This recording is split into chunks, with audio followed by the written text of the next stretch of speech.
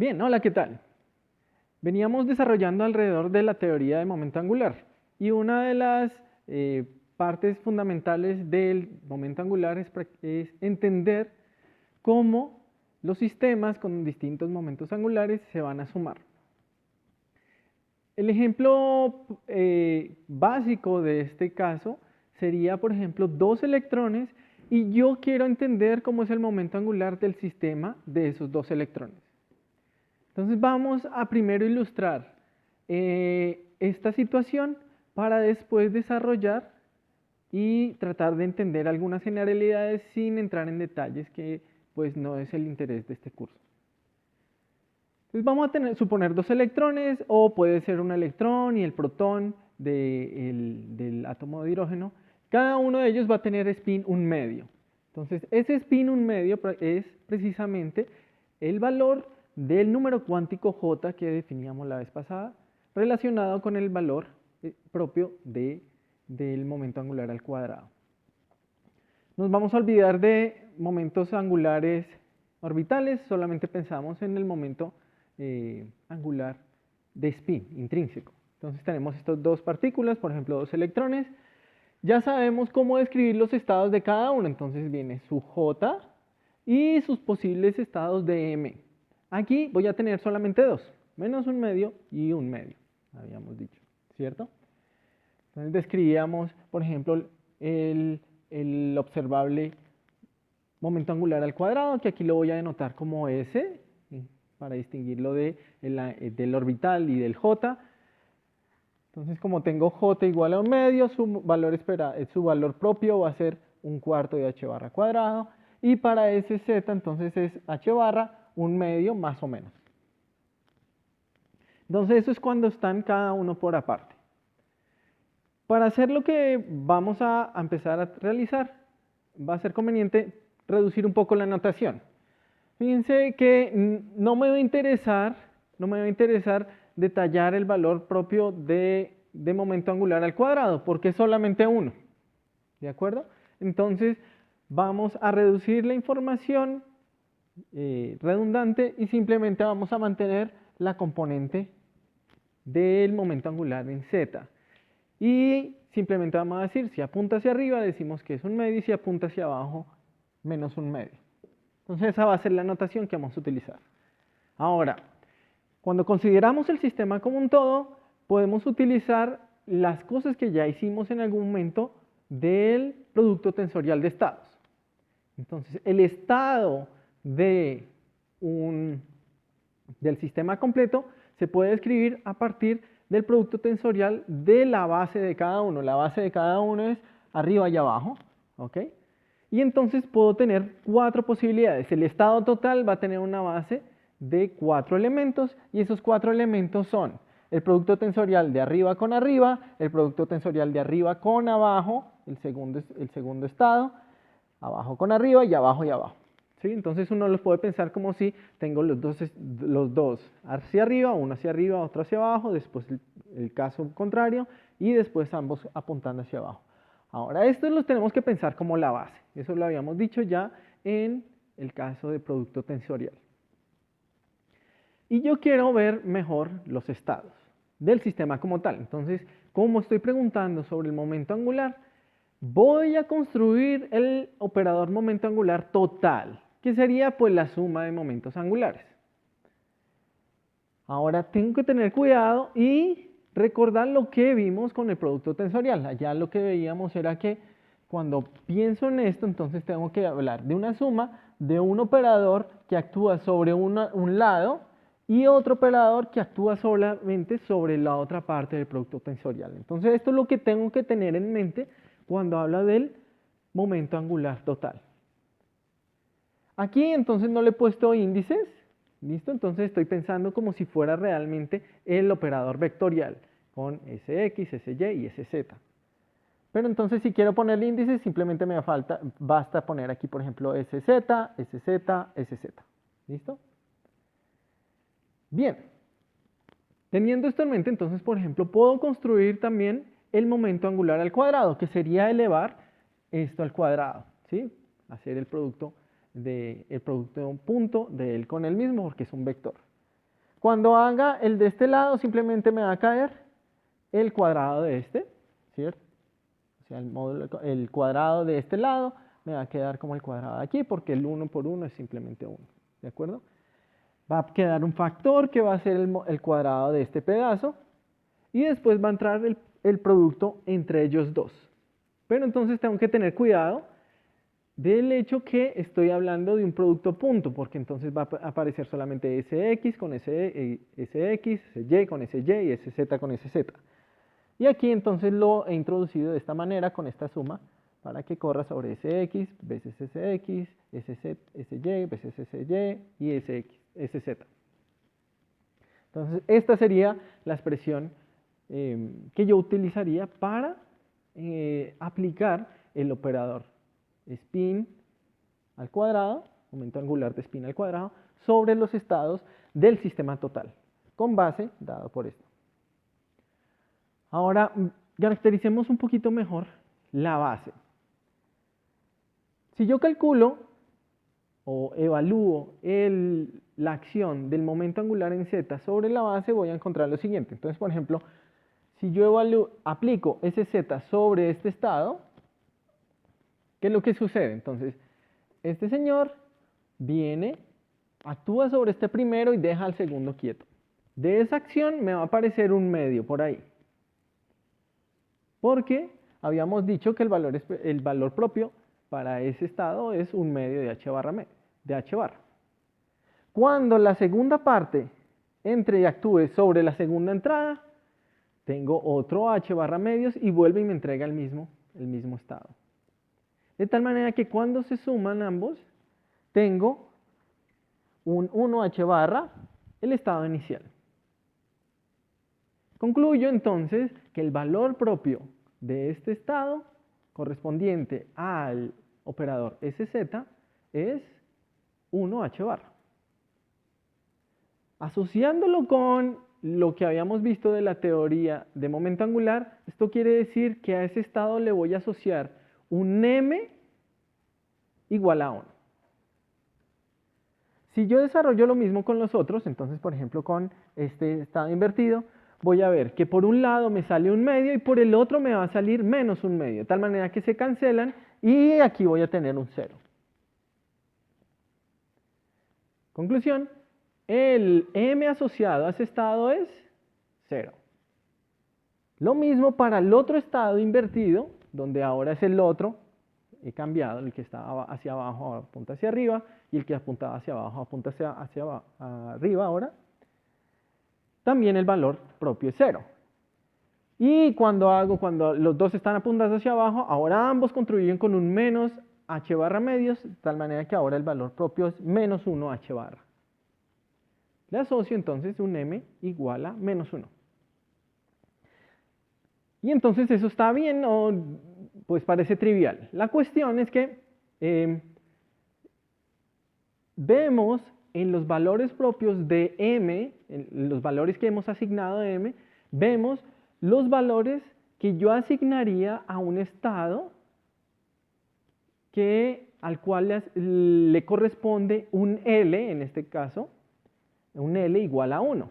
¿Sí? Habíamos dicho, si tengo L igual a 1, entonces m puede tener valores menos 1, 0 y 1. ¿Qué es lo que tengo acá? Entonces pareciera que estoy recobrando eso y lo primero que estoy impulsado a decir es, la suma, el momento angular total de un sistema de electrones con spin 1 medio es un sistema de momento angular 1. Pero hay un problema, porque habíamos dicho que con el momento angular igual a 1, el degeneramiento era 3, ¿cierto? 2 veces j más 1. Y aquí lo que veo es 4 estados. Entonces hay algo interesante. Tengo que entender mejor qué es lo que está pasando aquí para que aparezcan 4 estados. Y eso es lo que vamos a tratar de desarrollar. Ya tenemos el sabor que la suma del momento angular me da 1 y eso pues de cierta manera es algo más o menos de esperar porque un medio más un medio me va a dar 1. Pero aparece que me sobra un estado. Así que vamos a tratar de entender qué es ese otro estado que está apareciendo por ahí. Para esto, entonces, lo que voy a tomar es la acción de los operadores escalera que definía la vez pasada. Si yo tomo esa acción con los coeficientes que habíamos encontrado y actúo el operador escalera que construye a partir de ese y y ese x, me doy cuenta que ¿qué es lo que pasa? Entonces, viene este y el s escalera hacia abajo actuando sobre este primero, lo baja y me saco una h barra por ahí. Después, como es una suma de este tipo, al otro lo deja quieto, lo deja apuntando hacia arriba. Después viene este y a este lo deja quieto porque viene un 1 y en cambio este lo baja. Lo mismo hubiera encontrado yo si en vez de coger ese menos, tomo a ese más y lo aplico sobre el estado abajo abajo. ¿Qué estamos encontrando? Que, recordemos, habíamos dicho que los operadores de escalera lo que me hacían era elevar o bajar sobre un mismo estado de L. Ellos no cambiaban el estado de L porque ellos conmutan, ellos conmutan con el momento angular al cuadrado. Entonces ellos dejan a J quieto. Y lo que hacen es intercambiar los posibles estados de M. Entonces vemos que estos señores lo que hacen es ir pasando de un estado a otro con el mismo J. Y pareciera que entonces ese J es 1, porque tengo tres estados. Este le habíamos asignado más 1, este le habíamos asignado menos 1, entonces este debe ser el estado correspondiente a 0, menos 1, 0, 1. Y efectivamente si yo calculo el valor propio correspondiente a ese z, ambos estados que están en esta combinación lineal corresponden al valor de ese z igual a 0. Entonces vemos que hay una combinación lineal de estos estados que me conforman un estado con j igual a 1. ¿Cuál es la otra combinación? Que parece estar sobrando. ¿Sí? Porque tengo 4 estados linealmente independientes. Aquí acabé de construir 3 estados que conformarían el estado de j igual a 1. Hay uno que está faltando.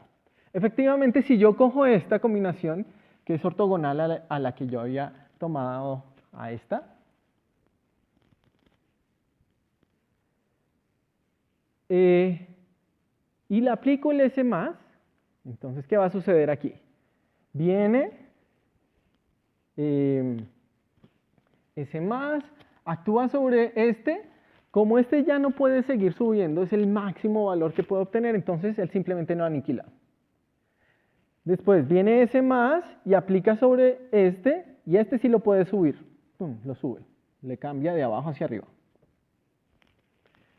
Y ahora viene S+, aplica sobre aquí, a este lo sube, y a este no lo puede subir más, entonces me lo aniquila. Si se dan cuenta, estos dos estados que quedaron por ahí son idénticos y traen un factor con signo opuesto de tal manera que se cancelan. Y tengo entonces que S+ actuando sobre este estado me da 0. ¿Sí? Me da el que es nulo. O sea que este estado ya es el estado top.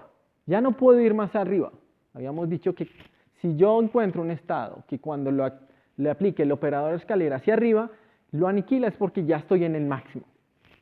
Si estoy en el estado top y este tiene un valor de ese z, igual a 0, quiere decir que a él le corresponde un j igual a 0.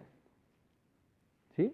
Ya no puedo subir y estoy en m igual a 0, quiere decir que ya llegué al máximo. De hecho, ya también podría hacer lo mismo con ese menos y voy a encontrar lo mismo.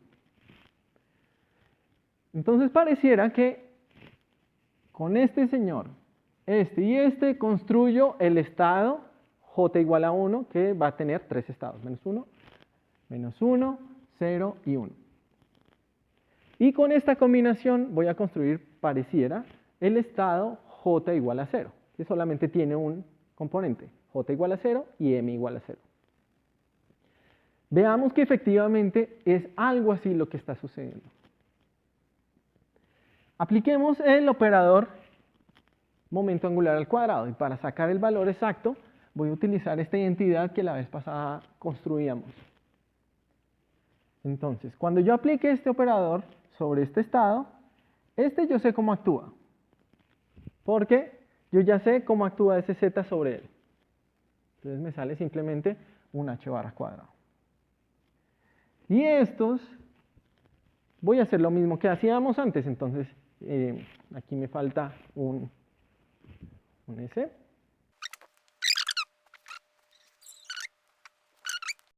Entonces ustedes pueden verificar que si yo actúo el S menos sobre este estado, entonces obtengo lo que habíamos dicho antes, ¿cierto? Aquí estoy simplemente reemplazando y saco el h barra medios. Y cuando actúo S más, este S más sobre este estado, lo aniquila completamente porque ninguno de estos estados yo los puedo subir más. De tal manera que tengo los dos que los aniquila. Ahora, cuando este actúa sobre estos estados, a este lo puede subir, pero a este verde no.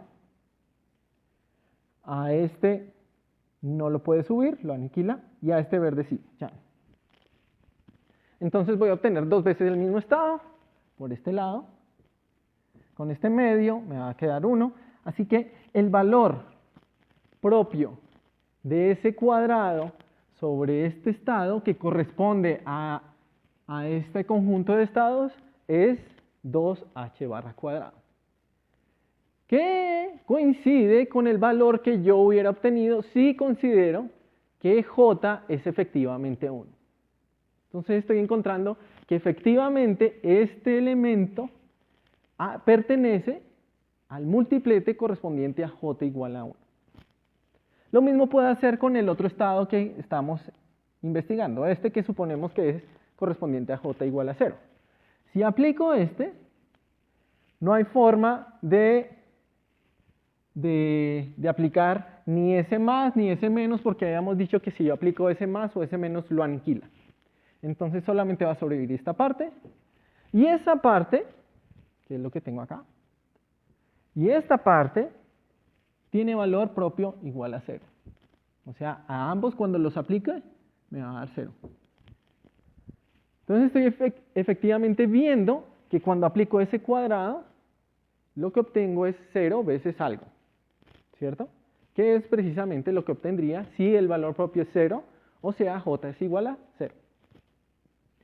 Concluimos entonces que cuando apareo dos electrones, o sea, dos partículas de spin 1 medio, y veo el sistema como un todo, lo que estoy viendo es un sistema donde encuentro un multiplete que vamos a llamar triplete, porque tiene tres componentes asociados a j igual a 1, donde el estado top es el estado ambos arriba. Aquí tengo un error grande, aquí son ambos arriba, perdón. El estado mínimo es ambos apuntando hacia abajo, y el estado intermedio es una superposición lineal con suma de uno hacia arriba y otro hacia abajo. El otro estado, que se denomina singlete, es un estado que está solito y que está con la misma superposición lineal de aquí, pero con una fase contraria, con el signo opuesto. Y esto es lo que estamos introduciendo, una terminología usual de la espectroscopía, donde hablamos de tripletes, singletes. Debe ser claro por qué los nombres, pero la idea aquí es, si yo considero que estoy pensando en rotaciones, acuérdense, el momento angular está relacionado con rotaciones, la acción de S más y S menos está relacionada con la acción de SX y SY. Así que las rotaciones en el eje X o en el eje Y van a mezclar estos estados. ¿Sí? Digamos que yo arranqué con este estado y hago una rotación en el eje X, ¡pum!, salto alguno de estos. Vuelvo a hacer una rotación, salto otra vez alguno de estos. Voy a saltar entre los estados del triplete. mientras que este nunca va a aparecer bajo la rotación de estos tres. De hecho, ese singlete, cuando yo hago una rotación, queda invariante, es un estado invariante, y precisamente entonces empezamos a darnos cuenta que los valores propios de momento angular me van a decir propiedades sobre la invariancia de los estados. Entonces, j igual a 0, el estado es invariante. J igual a 1, voy a tener mezclas de 3. J igual a 1 medio, puedo tener mezclas de estos dos estados. Entonces, con este ejemplo vemos un poco de cómo se ilustra en general la adición de momento angular. Déjenme concluir con algunas observaciones generales que se va a encontrar en un estudio mucho más detallado sobre este tema. Lo que acabamos de hacer, ahora escrito de manera un poco más general, es tomar dos sistemas a los cuales cada uno le he asociado un espacio de Hilbert, y de ese espacio de Hilbert, el conjunto completo de observables compatibles de ese espacio de Hilbert lo construíamos a partir de sus operadores de momento angular por aparte. Ahora que pienso en el sistema como un todo, entonces voy a construir un conjunto completo de observables compatibles. Veíamos que entonces podíamos o bien tomar, por ejemplo, las componentes z de los momentos angulares de cada partícula. En el ejemplo que acabé de hacer, despreciábamos esta parte porque simplemente iba a estar por ahí en un medio que no estábamos considerando, pero él tenía que estarlo, ¿de acuerdo? Porque ahora teníamos un sistema de 4 grados de libertad. Aquí lo voy a dejar explícito, entonces vamos a necesitar las componentes z de los momentos angulares de cada partícula y sus momentos al cuadrado. Ahora, de ahí entonces construíamos una base, y esa base simplemente era el producto tensorial de las bases de cada uno de estos dos estados. Entonces esto fue lo primero que proponíamos. Construimos esa base. Sin embargo, veíamos que el estado también lo podíamos describir a partir de un momento angular total, su componente z, su momento angular al cuadrado. Y nuevamente, como yo estaba dejando de lado en la notación los momentos angulares al cuadrado de cada una de las partículas, ellos también van a aparecer. Es fácil mostrar que ellos efectivamente son compatibles, o sea, conmutan entre ellos, precisamente por la estructura misma del sistema, de cómo hemos construido los operadores sobre el producto tensorial de estados. Y teníamos una base para ellos, donde entonces ahora aparece el número cuántico para el momento angular al cuadrado, su componente z al momento angular total nuevamente, y los cuadrados de cada uno de los momentos. Ahora, lo que veíamos aquí era que podíamos escribir esta base en términos de esta. Y aquí lo estoy diciendo de manera general. Entonces, aquí teníamos que correr sobre M1, M1 y M2. ¿Sí? Entonces puedo escribir una de las bases en términos de las otras, y aquí, como en ambos lados se están repitiendo estos dos números cuánticos, simplemente no lo estoy escribiendo explícitamente, pero están ahí. Y eso es lo que estábamos encontrando aquí. Ahora, estos coeficientes que aparecen, en general se denominan coeficientes de Clebsch-Gordan, que me dicen cómo yo proyecto una base en la otra. Ahora, entonces, matemáticamente lo tenemos de esta manera, que es la proyección de una base en la otra, y físicamente nosotros sabemos cómo interpretar esas amplitudes. Esos coeficientes me van a decir cuál es la amplitud de probabilidad de que cuando yo mida, digamos, yo esté en el estado 1, 1, cuál es la probabilidad de que cuando yo mida encuentre la partícula apuntando hacia arriba una y hacia abajo la otra. Aquí vemos que si estoy en este estado, la probabilidad de encontrar las partículas, una apuntando hacia arriba y otra apuntando hacia abajo, es 0, porque esa no contribuye. En cambio, si por ejemplo yo tengo el estado 1, 0 y me pregunto, ¿cuál es la probabilidad de encontrar la partícula 1 mirando hacia arriba y la partícula 2 mirando hacia abajo? Entonces observo que el módulo al cuadrado de este es 1/2. Y el inverso, la primera mirando hacia abajo y la segunda hacia arriba, también 1/2. Pero no tengo probabilidades de encontrar ambas partículas mirando hacia arriba o ambas partículas mirando hacia abajo. O si cojo el estado 0, 0, tampoco hay probabilidades de encontrar ambas partículas mirando hacia arriba. Entonces vemos que determinar estos coeficientes resultan interesantes precisamente porque me dicen esas probabilidades. Y entonces saber de antemano cuáles coeficientes van a ser distintos de 0 me da información útil para predecir. Y eso es lo que ahora quiero establecer con algunas pocas reglas. Aquí es donde aparecen las reglas de adición de momento angular. Entonces, tomemos algunas cosas que aprendimos de nuestro ejemplo. Veíamos que cuando yo sumaba o cuando yo integraba dos estados de momento angular, la componente de momento angular en z era simplemente la suma. De tal manera que entonces voy a tener que los coeficientes de Clebsch-Gordan van a ser distintos de 0 solamente si el número cuántico de momento angular en z, el número cuántico azimutal total, es igual a la suma de los números cuánticos de los estados que estoy sumando. Eso lo vimos. Es simplemente un resultado del hecho de cómo se está sumando y se producen los operadores en el producto tensorial de estados. Una cosa que no es tan obvia de lo que hicimos, en cambio, es que lo que pasa con el momento angular al cuadrado. Va a suceder, veíamos que había una conjugación ahí un poco extraña, y sucedía que entonces aparecían, por ejemplo, singletes y tripletes. Sucede, y aquí pues no voy a hacer la demostración total, pero entonces se puede mostrar que el momento angular al cuadrado está restringido entre dos valores.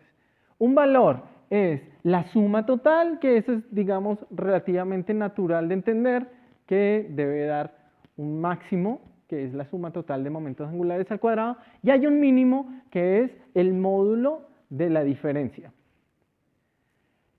Nosotros no lo veíamos porque precisamente nosotros estábamos sumando dos sistemas de momento angular 1/2, ¿cierto? Spin 1/2. De tal manera que aquí se cancelaba y teníamos un 0 aquí acotando, y ese era precisamente el singlete. Tomemos otro ejemplo. Si yo tomo un ejemplo donde tengo un 1, un estado de momento angular j igual a 1 y el spin, por ejemplo, si yo quiero calcular el momento angular total de un electrón con momento angular asociado, momento angular orbital con J1 y su spin, entonces la suma va a estar dada, acotada de esta manera, ¿sí? Siguiendo las reglas que teníamos antes. Vemos que no aparece ya el 0. Como no aparece el 0, entonces no voy a tener el singlete. El estado con J igual a 0 era el que llamábamos singlete.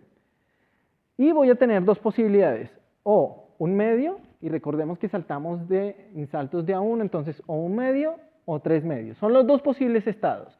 Este es el que llaman doblete porque tengo solamente dos posibilidades, menos 1/2 o más 1/2.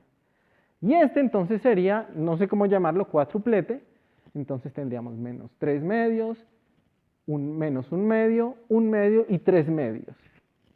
Serían tres estados, ¿cierto? Tres grados de libertad de adentro, que efectivamente me cuadran con los 6 estados que yo obtendría combinando los 3 de acá con los 2 de acá.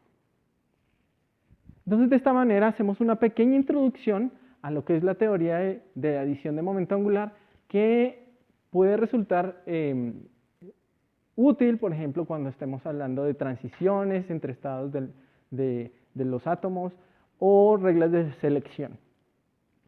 No fui muy al interior de la teoría a través de esto porque tiene que ver más con un poco de teoría de grupos, que es igualmente interesante, chévere si en algún momento le pegan una mirada. Ahora sí, ya estamos listos para ir a por los átomos hidrogenoides. Y eso será la próxima vez. Hasta luego.